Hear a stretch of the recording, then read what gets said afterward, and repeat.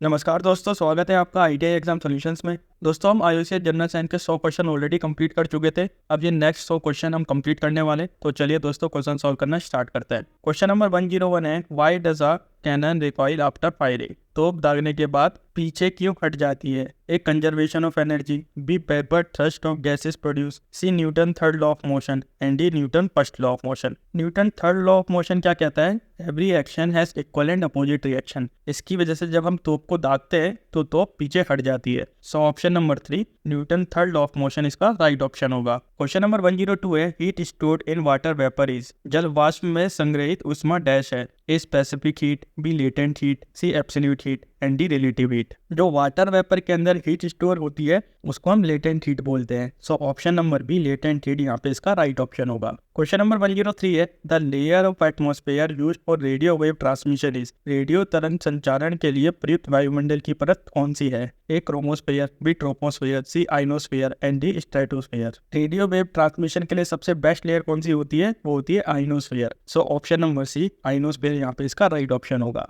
Question number 104 है, negative feedback in amplifier? Amplifier में नकारात्मक प्रतिक्रिया A, increases bandwidth and decreases noise, B, decreases bandwidth and increases noise, C, increases bandwidth and increases noise and D, decreases bandwidth and decreases noise. Negative feedback के case में हम क्या करते हैं? हम आउटपुट का कुछ पार्ट दोबारा इनपुट में प्रोवाइड करते हैं, इसे बोला जाता है नेगेटिव फीडबैक। इस केस में क्या होता है? बैंडविड्थ इंक्रीज हो जाती है और नॉइस डिक्रीज हो जाती है। So option number A, increases bandwidth and decreases noise, इसका राइट ऑप्शन होगा। क्वेश्चन नंबर 105 है, water can not be used to extinguish fire caused by electric current because? बिजली के करंट से लगी आग को बुझाने के लिए पानी का उपयोग नहीं किया जा सकता है क्योंकि A, it may cause electrocution, B, it may cause hydrolysis, C, it may cause electrolysis and D, it में स्नोइंग दी वायरिंग। हम बिजली की आग को पानी से इसलिए नहीं बुझाते हैं क्योंकि हमें उस समय इलेक्ट्रिक करंट लगने का खतरा या बिजली के झटके लगने का खतरा काफी ज्यादा बढ़ जाता है।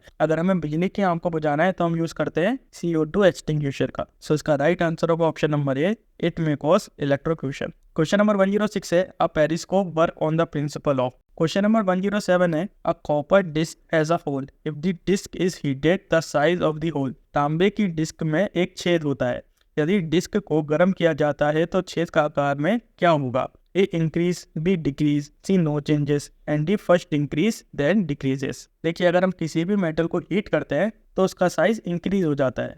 सो इसका राइट आंसर क्या होगा? Option number A, increase.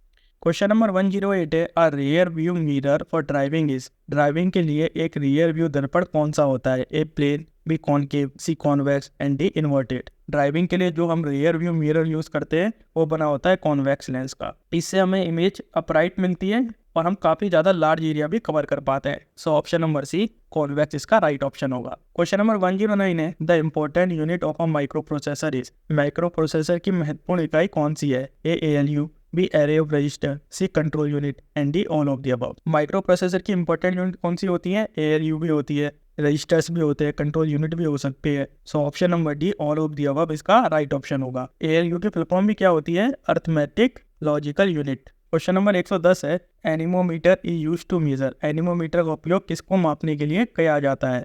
A, wind direction, B, wind velocity, C, pressure gradient and D, wind speed and time. Anemometer का इस्तेमाल हम हवा के वेग को नापने के लिए करते हैं। So option number B, wind velocity, इसका राइट ऑप्शन होगा। क्वेश्चन नंबर 111 है, the device used for locating submerged object under sea is? समुद्र के नीचे जलमग्न वस्तुओं को पता लगाने के लिए उपयोग किए जाने वाला उपकरण कौन सा है? A, sonar, B, radar, C, laser and D, maser. अगर हमें सी के अंदर किसी सामान का पता लगाना है, किसी चीज का पता लगाना है तो हम यूज करते हैं सोनार का, और यही टेक्नोलॉजी यूज करती है कई सारी मछलियां, वेल्स, डॉल्फिन सोनार का ही यूज करती है। So option number A, sonar, इसका राइट ऑप्शन होगा। क्वेश्चन नंबर 112 है, the metal whose electrical conductivity is more is? वह धातु जिसका विद्युत चालकता अधिक होती है? A, copper, B, aluminium, C, silver and D, lead. सबसे बेस्ट इलेक्ट्रिकल कंडक्टिविटी सिल्वर की होती है, देन कॉपर की होती है, देन एल्यूमिनियम की होती है। सो इसका राइट आंसर क्या होगा? Option number C, silver. Question number 113 है, what happen to a liquid when the vapour pressure equal to the atmospheric pressure? किसी तरल पदार्थ का क्या होता है जब वाष्प का दबाव वायुमंडलीय दबाव के बराबर होता है? A, the liquid cools, B, the liquid boils, C, no changes and D, the liquid evaporate. जब वेपर प्रेशर एटमॉस्फेरिक प्रेशर के बराबर होता है उस समय लिक्विड बॉइल करता है। So option number B, the liquid boil, इसका राइट ऑप्शन होगा। क्वेश्चन नंबर 114 है, in nuclear reactor heavy water is used as. परमाणु रिएक्टर में भारी पानी का उपयोग क्यों किया जाता है? A as a coolant, B fuel, C moderator and D atomic smasher. Nuclear reactor में हैवी वाटर को एज अ मॉडरेटर यूज करा जाता है। So option number C moderator इसका राइट ऑप्शन होगा। क्वेश्चन नंबर 115 है, water boil at lower temperature on the hill because. पहाड़ियों पर पानी कम तापमान पर उबलता है क्योंकि ए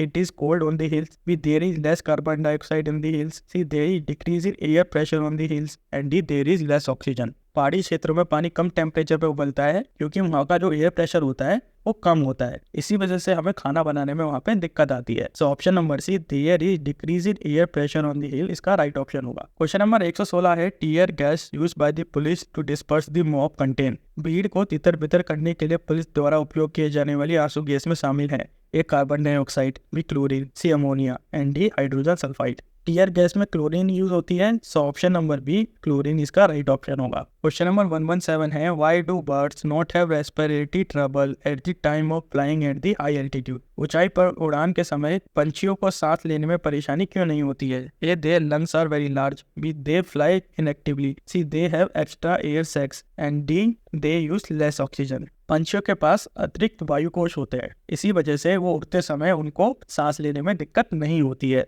सो option number C they have extra air sacs इसका राइट ऑप्शन होगा। क्वेश्चन नंबर 118 है, the temperature which has the same reading on both Fahrenheit and Celsius scale is. Fahrenheit और सेल्सियस दोनों पैमानों पर जिस तापमान की रीडिंग समान होती है वह है ए 40, बी -40, सी -34 एंड डी -140। तो किस टेम्परेचर पर फ़ारेनहाइट और सेल्सियस की स्केल समान होते हैं? वो होता है -40, क्योंकि जो रिलेशन होता है फ़ारेनहाइट और सेल्सियस का वो कैसा होता है? फ़ारेनहाइट -32 अपॉन में 180 इक्वल्स टू सेल्सियस अपॉन में 100। तो हम अज्यूम करते हैं कि फ़ारेनहाइट और सेल्सियस का जो स्केल है वो x डिग्री पे समान होंगे। अब इसको हम सॉल्व करते हैं तो ये हो जाएगा x -32 अपॉन में 180 इक्वल्स टू x अपॉन में 100। इस जीरो से ये जीरो कट जाएगा, 2 9 जा 18, 2 5 जा 10, तो ये क्या हो जाएगा 5x minus 160 equals to 9x। तो 5x minus 9x equals to 160, तो -4x इक्वल्स टू 160 और x equals to 160 by 4 which is equals to -40 degree Celsius. So option number B -40 degree यहाँ पे इसका राइट ऑप्शन होगा। क्वेश्चन नंबर 119 है, kilowatt hour is the unit of. Kilowatt घंटा किसकी इकाई होती है? A energy, B power, C force and D momentum. Kilowatt hour energy की इकाई होती है। अगर खाली किलोवाट होता तो वो पावर की होती, यहाँ पे किलोवाट आवर है तो ये किसकी इकाई होती है? ये एनर्जी की होती है। So option number A energy इसका राइट ऑप्शन होगा। क्वेश्चन नंबर 120 है, the part of the eye having the larger reflective index is. A cornea, B aqueous humour, C lens and D vitreous humour. कौन से आंख के हिस्से का reflective index सबसे ज्यादा हाई होता है? वो होता है lens. So option number C lens इसका राइट ऑप्शन होगा। क्वेश्चन नंबर 121 है, conversion of heat into electrical is achieved by using. ऊष्मा को विद्युत ऊर्जा में रूपांतरण निम्नलिखित का उपयोग करके प्राप्त किया जाता है। A ammeter, B hydrometer, C voltmeter and D thermocouple. अगर हमें हीट को इलेक्ट्रिकल एनर्जी में कन्वर्ट करना है तो हम यूज करते हैं थर्मोकपल का। So option number D thermocouple इसका राइट ऑप्शन होगा। और थर्मोकपल में क्या यूज होता है? सीबैक इफेक्ट यूज होता है। क्वेश्चन नंबर 122 है, ball pen function on the principle of.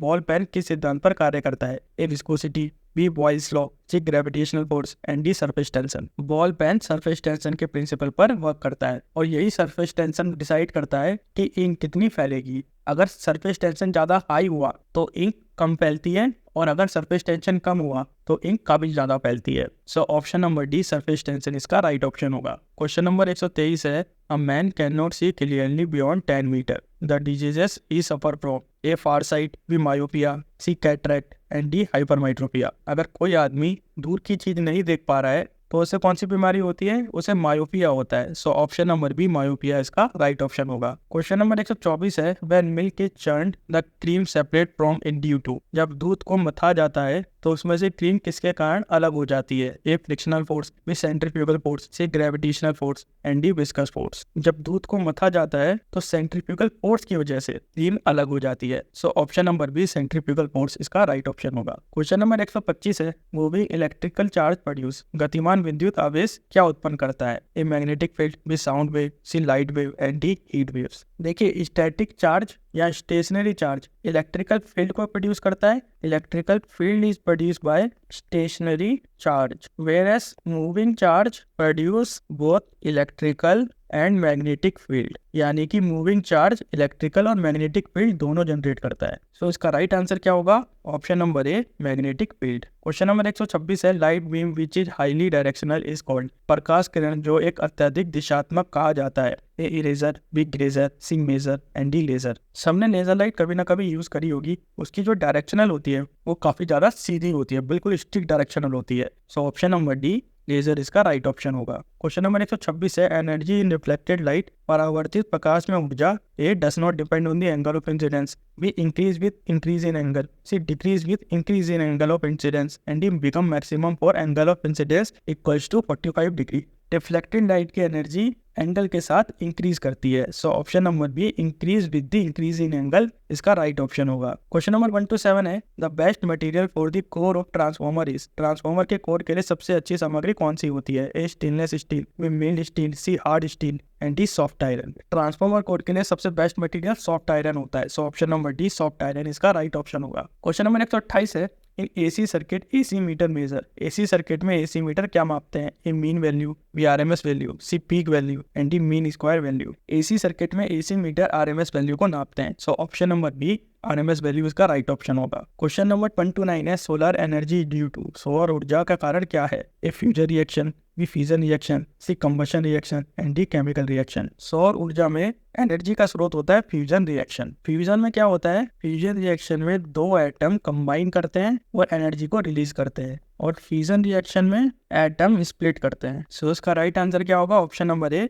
Fusion reaction. Question number 130 है, the width of depletion layer of PN junction. PN junction के अक्षय परत की चौड़ाई। A decrease with light doping, B increase with heavy doping, C is independent of apply voltage and D is increase under reverse bias. PN junction की depletion layer reverse bias condition में increase कर जाती है। क्यों? क्योंकि जो positive side होती है उसे हम नेगेटिव टर्मिनल से कनेक्ट करते हैं, और जो नेगेटिव टर्मिनल होता है उसे हम पॉजिटिव टर्मिनल के साथ कनेक्ट करते हैं, जिससे जो डिप्लीशन लेयर होती है वो इंक्रीज कर जाती है। So option number D is increase under reverse bias इसका राइट ऑप्शन होगा। क्वेश्चन नंबर 131 है, a body absorb heat most if it is. कोई पिंड सबसे अधिक ऊष्मा अवशोषित करता है यदि वहाँ black and rough, B black and smooth, C white and rough and D white and smooth. कोई भी बॉडी हीट को तब सबसे ज्यादा बेस्टली एब्जॉर्ब करेगा जब वो ब्लैक हो और रफ हो, क्योंकि ब्लैक सरफेस क्या करता है? ब्लैक सरफेस लाइट को एब्जॉर्ब करता है। और जो सरफेस टेक्सचर होता है इसका, यानी कि इसका सरफेस टेक्सचर क्या है? इसका सरफेस टेक्सचर रफ है। अब क्योंकि जो सरफेस टेक्सचर है वो रफ है,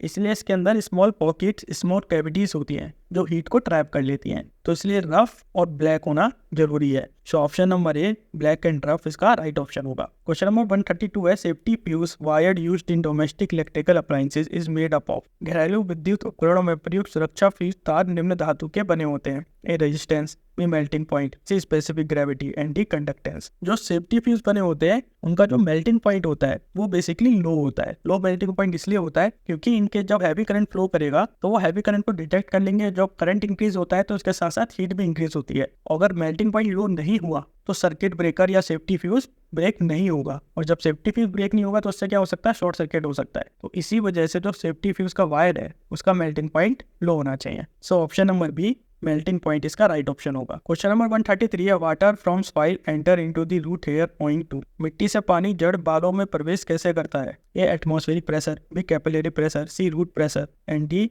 ऑस्मोटिक प्रेशर। मिट्टी से जो पानी होता है वो पौधों की जड़ों में कैसे घुसता है? ऐसा हो पाता है ऑस्मोटिक प्रेशर की वजह से, और इसको हम और क्या बोलते हैं? ऑस्मोसिस बोलते हैं। अगर आंसर में ऑस्मोसिस आता है तो ये भी इसका राइट ऑप्शन होगा। सो ऑप्शन नंबर डी यहाँ पे इसका राइट ऑप्शन है। क्वेश्चन नंबर 134 है, which of the following is a conductor of electricity. निम्नलिखित में से कौन विद्युत का सुचालक है? A rubber, B pure water, C salt water and D benzene. Salt water के अंदर होते हैं आयंस, और आयंस की वजह से कंडक्टिविटी अच्छी हो जाती है। So option number C, salt water इसका राइट ऑप्शन होगा। क्वेश्चन नंबर 135 है, the working of rocket is based on the principle of. Rocket की कार्यप्रणाली निम्नलिखित सिद्धांत पर आधारित होती है। A conservation of momentum, B conservation of mass, C conservation of energy and D conservation of angular momentum. Rocket की कार्यप्रणाली कंजर्वेशन ऑफ मोमेंटम पर निर्भर करती है या इसके सिद्धांत पर आधारित होती है। So option number A, conservation of momentum इसका राइट ऑप्शन होगा। क्वेश्चन नंबर 136 है, अ ट्रांसफॉर्मर वर्क विद। एक ट्रांसफॉर्मर डैश के साथ काम करता है। A alternate current only, B direct current only, C both AC and DC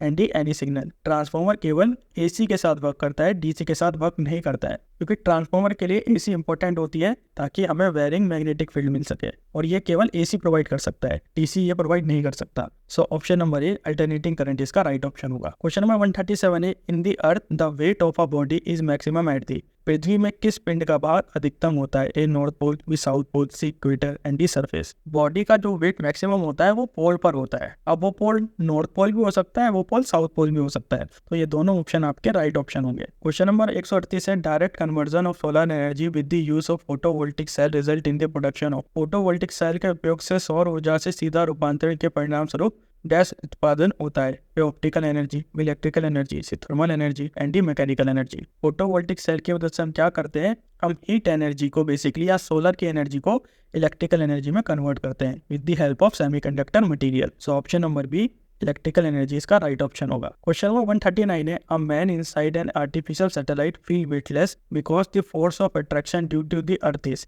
एक कृत्रिम उपग्रह के अंदर एक व्यक्ति भारहीनता महसूस करता है क्योंकि पृथ्वी के कारण आकर्षण बल A zero at the place, B is balanced by the force of attraction due to moon, C equal to the centripetal force and D non effective due to particular decision of the satellite. एक आदमी अपने आप को बाहरी तब महसूस करता है जब फोर्स ऑफ अट्रैक्शन जीरो हो जाए। So option number A zero at the place इसका राइट ऑप्शन होगा। क्वेश्चन नंबर 140 है, when a detergent is added to pure water is surface tension. जब शुद्ध जल में डिटर्जेंट मिलाया जाता है तो उसका पृष्ठ तनाव A increases, B decreases, C remain constant and D become infinite. जब डिटर्जेंट को प्योर वाटर में मिलाया जाता है तो उसका सरफेस टेंशन डिक्रीज हो जाता है। So option number B decreases इसका राइट ऑप्शन होगा। क्वेश्चन नंबर 141 है, ultraviolet light of sun radiation is prevented from reaching the earth atmosphere by the layer of. सूर्य के विकिरण के पराबैंगनी प्रकाश को पृथ्वी के वायुमंडल तक पहुंचने से किसकी परत द्वारा रोका जाता है? A oxygen, B hydrogen, C ozone and D helium. UV rays को कौन रोकता है? यूवी रेस को ओजोन लेयर रोकती है, इसलिए ओजोन लेयर अर्थ में सबसे ज्यादा इंपॉर्टेंट लेयर भी मानी जाती है। So option number C ozone इसका राइट ऑप्शन होगा। और ओजोन का केमिकल फॉर्मूला क्या होता है? O3 होता है। O2 किसका होता है? ऑक्सीजन का होता है। So option number C ozone इसका राइट ऑप्शन है। क्वेश्चन नंबर 142 है, white cloth are cooler than black one because they. सफेद कपड़े काले कपड़ों की तुलना में ठंडे होते हैं क्योंकि वे absorb all light that reaches them, B reflect all the light that reaches them, C will not allow the light to penetrate and D cool the sunlight completely. अभी हमने ब्लैक के बारे में बात करी थी। ब्लैक क्या करता है? हीट को एब्जॉर्ब करता है। वहीं व्हाइट क्या करता है? हीट को रिफ्लेक्ट करता है। So option number B reflect all the light that reaches them इसका राइट ऑप्शन होगा। और आपने ये देखा भी होगा, जहाँ पे बर्फ होती है वहाँ पे आपको काला चश्मा पहनना पड़ता है। अगर ऐसा नहीं करोगे तो आपकी आंखें खराब हो जाएंगी, अंधे नहीं हो सकते हो आप, क्योंकि क्या होता है बर्फ में जो लाइट रेस पड़ती है, सन की रोशनी पड़ती है, वो रिफ्लेक्ट होती है आपकी आंखों की तरफ और वो बहुत ज्यादा चुभने वाली रोशनी होती है। फिलहाल इसका राइट आंसर क्या है? Option number B. Question number 143 है, primary colour in photography are. Photography में प्राथमिक रंग क्या है? A red blue yellow, B red yellow green, C red blue green and D blue yellow green. Photography में जो प्राइमरी कलर होते हैं वो होते हैं RGB, रेड, ग्रीन और blue. So option number C red blue green यहाँ पे राइट ऑप्शन होगा। क्वेश्चन नंबर 144 है, the blue colour of sky is due to. आकाश का नीला रंग किसके कारण होता है? A reflection of light, B reflection of light, C scattering of shorter wavelength of sunlight and D scattering of longer wavelength of sunlight. आकाश का नीला रंग किसके कारण होता है? Scattering of shorter wavelength of sunlight की वजह से। So option number C scattering of shorter wavelength of sunlight इसका राइट ऑप्शन होगा। क्वेश्चन नंबर 145 है, metal teapot has wooden handle because. धातु के चाय के बर्तनों में लकड़ी का हैंडल होते हैं क्योंकि ए wood is a bad conductor of heat, B it prevent electrical shock, C it give beauty to the pot and D it is hygienic। Metal pot में वुडन हैंडल इसलिए होते हैं क्योंकि लकड़ी बैड कंडक्टर ऑफ हीट होती है और electricity भी होती है। So option number A wood is a bad conductor of heat इसका राइट ऑप्शन होगा। क्वेश्चन नंबर 146 है, the Newton first law is also called as. न्यूटन के प्रथम नियम को क्या कहा जाता है? A law of momentum, B law of inertia, C law of energy and D law of movements. The first law of motion is also called as law of inertia. तो लॉ ऑफ इनर्शिया क्या कहता है? When the body is in rest will remain in rest, when the body is in motion will remain in motion until और unless some external force is applied on it. So option number B यहाँ पे इसका right option होगा। Question number 147 है, a concave lens always form. एक अवतल lens हमेशा dash बनाता है। A real image, A virtual image, C an image type which depend on object characteristics and D an image type which depend on lens curvature। एक concave lens हमेशा एक virtual image बनाता है। So option number B इसका right option होगा। Question number 148 है, if you want to calculate the pressure of a liquid at the bottom of a vessel, the quantity which is not required to determine it is। यदि हम किसी बर्तन के तल पर तरल के दबाव की गणना करना चाहते हैं तो इसे निर्धारित करने के लिए किस मात्रा की आवश्यकता नहीं होती है। A height of the liquid column, B surface area of the bottom of the vessel, C density of the liquid and D acceleration due to gravity at the bottom of the vessel. अगर हम किसी बर्तन के तल पर तरल के दबाव की गणना करना चाहते हैं तो इसे निर्धारित करने के लिए हमें बर्तन के तल की सतह क्षेत्र की जरूरत नहीं होती है, क्योंकि प्रेशर का फॉर्मूला क्या होता है, प्रेशर इक्वल्स टू H/P/G। तो H क्या है, हाइट होती है, P क्या है, डेंसिटी होती है, और G क्या है, एक्सलेरेशन होता है। तो हाइट यानी कि height of the liquid column, P pressure और G ग्रेविटी, तो इसलिए हमें सरफेस एरिया की जरूरत नहीं पड़ती है। So option number B surface area इसका राइट ऑप्शन होगा। क्वेश्चन नंबर 149 है, the water from a handpump is warm in winter because. सर्दियों में हैंडपंप का पानी गर्म होता है क्योंकि A our body is cold in winter and the water appear to be warm. B, the temperature inside the earth is higher than the atmospheric temperature. C, the pumping process causes friction which warm up the water. And D, inside water come out and absorb heat from the environment. देखिए सर्दियों में जो handpump का पानी होता है या tubewell का पानी होता है वो गर्म क्यों लगता है, क्योंकि जो अंदर का टेम्परेचर होता है अर्थ का वो ज़्यादा होता है as compare to outer temperature या atmospheric temperature. So option number B, the temperature inside the earth is higher than the atmospheric temperature. Question number 150 है, a water tank appears shallower when it is viewed from the top due to। एक पानी की टंकी ऊपर से देखने पर उथली दिखाई देती है, इसका कारण क्या है।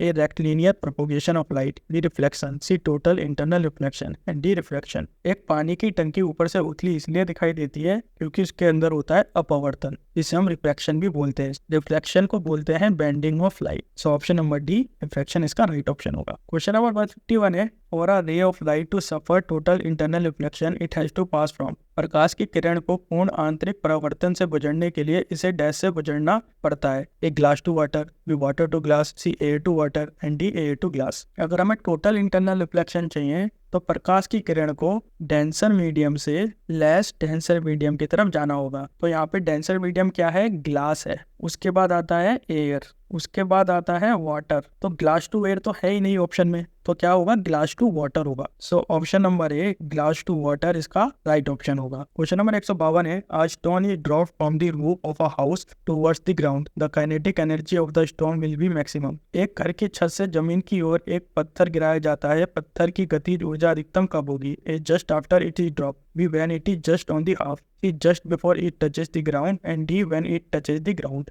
तो पत्थर की गतिज ऊर्जा अधिकतम कब होगी, जमीन के छूने से ठीक पहले पत्थर की गतिज ऊर्जा सबसे अधिकतम होगी, क्योंकि उस टाइम काइनेटिक एनर्जी सबसे ज्यादा होगी और potential energy almost equals to 0 हो जाएगी। सो ऑप्शन नंबर सी इसका राइट ऑप्शन होगा। क्वेश्चन नंबर 153 है, the wall of a dam is made thicker at the bottom than at the top because the pressure exerted by the water on the wall. बांध की दीवारें ऊपर की तुलना में नीचे से अधिक मोटी बनाई जाती है क्योंकि दीवार पर पानी का दबाव it depend on the thickness of the wall. B increase with the height of the wall, C increase with the depth of the wall and D depend on the area of the wall. Dam की wall नीचे से thick इसलिए बनाई जाती है क्योंकि जो pressure होता है वो डेप्थ के साथ साथ इंक्रीज करता है। So option number C increases with the depth of the wall इसका राइट ऑप्शन होगा। क्वेश्चन नंबर 154 है, full form of CFL used in place of electric bulb is. बिजली के बल्ब के स्थान पर प्रयुक्त CFL का पूर्ण रूप है। एक compact fluorescent lamp, B constant filament lamp, C closed filament lamp and D closed fluorescent lamp. CFL की फुल फॉर्म होती है compact fluorescent lamp. So option number A इसका राइट ऑप्शन होगा। क्वेश्चन नंबर 155 है,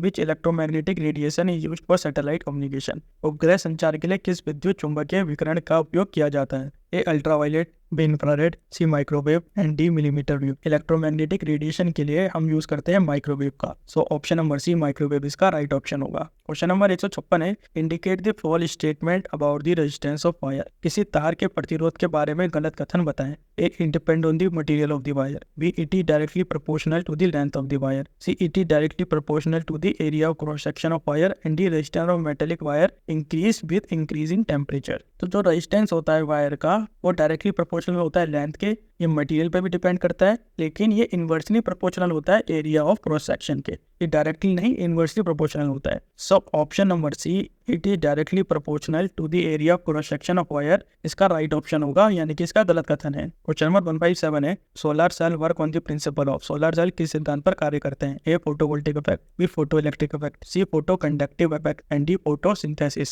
सोलर सेल फोटोवोल्टिक इफेक्ट पर काम करते हैं। और सोलर सेल के अंदर क्या लगे होते हैं? सेमीकंडक्टर लगे होते हैं जो हीट एनर्जी को कन्वर्ट करते हैं इलेक्ट्रिकल एनर्जी में। बेसिकली फोटोन क्या करते हैं? सेमीकंडक्टर के जो इलेक्ट्रॉन्स हैं उनको एक्साइट करते हैं। क्वेश्चन नंबर 158 है, when two ice cube are pressed together they join to form one cube, which one of the following help to hold them together. जब दो बर्फों के टुकड़ों को एक साथ दबाया जाता है तो वे जुड़कर एक घन बन जाते हैं। निम्नलिखित में से कौन से उन्हें एक साथ रखने में मदद करता है? A hydrogen bond formation, C van der Waals force, D covalent attraction and D dipole attraction. जब दो बर्फ के टुकड़ों को एक साथ दबाया जाता है तो वो हाइड्रोजन बॉन्ड फॉर्म कर लेते हैं, जिसकी वजह से वो एक साथ जुड़े रहते हैं। So option number A hydrogen bond formation इसका राइट ऑप्शन होगा। क्वेश्चन नंबर 159 है, X-ray region lies between, X-ray क्षेत्र किसके बीच स्थित होता है? A ultraviolet and visible region, B visible and infrared region, C gamma rays and ultraviolet region and D short radio wave and long radio waves. X-ray region gamma ray और ultraviolet rays के बीच में पाया जाता है। So option number C gamma ray and ultraviolet rays इसका right option होगा। Question number 160 है,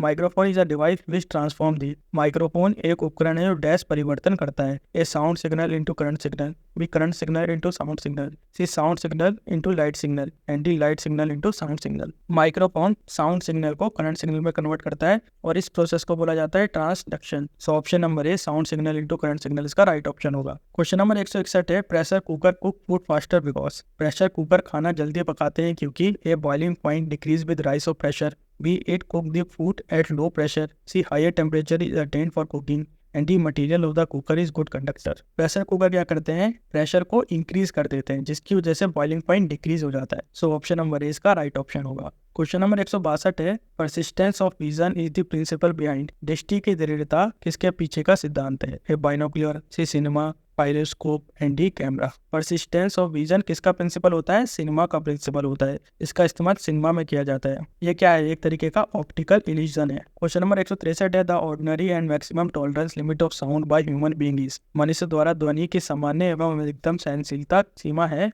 जो मैक्सिमम टॉलरेंस लिमिट होती है ह्यूमन की वो 60 से 80 dB होती है। सो ऑप्शन नंबर बी यहाँ पे इसका राइट ऑप्शन होगा। क्वेश्चन नंबर 164 है, fibre optic cable used in communication work on the principle of, संचार में प्रयुक्त फाइबर ऑप्टिक केबल के सिद्धांत किस पर कार्य करता है? फाइबर ऑप्टिक्स या ऑप्टिकल फाइबर किस प्रिंसिपल पर वर्क करती है? टोटल इंटरनल रिफ्लेक्शन के प्रिंसिपल पर वर्क करती है। So option number D total internal reflection of light इसका राइट ऑप्शन होगा। क्वेश्चन नंबर 165 है, steel is more elastic than rubber because, steel rubber की तुलना में अधिक लचीदार होता है क्योंकि स्टील ज्यादा इलास्टिक होता है एज कम्पेयर टू रबर, क्योंकि स्टील को ज्यादा डिफॉर्मिंग फोर्स की रिक्वायरमेंट होती है as compare to rubber. So option number A require larger deforming force इसका राइट ऑप्शन होगा। क्वेश्चन नंबर 166 है, solid which conduct electricity at higher temperature but not at lower temperature are called. वे ठोस पदार्थ जो उच्च तापमान पर विद्युत का संचालन करते हैं लेकिन कम तापमान पर नहीं कर पाते उन्हें क्या कहते हैं? A super conductor, C metallic conductor, C semi conductor and D insulator.